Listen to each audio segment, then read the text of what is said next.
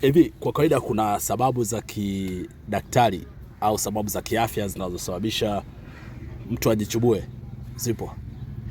Maana najaribu kuwaza hapa kama watakuwa wanaelewa wenzao wanavyopata tabu kukaa juani. Watu watembea na miamvuli.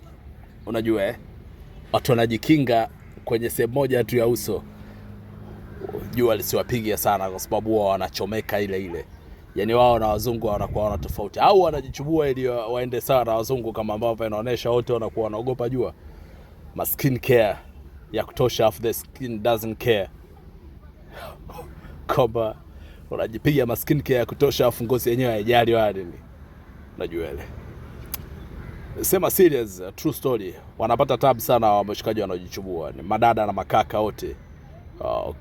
Wapi Kila mpaka Kongo, unajua watu wanapenda sana kujichubua. Ni Dar es Salaam madada na mikoa mingine mingi madada, lakini Kila najua zaidi kuhusu wanaume.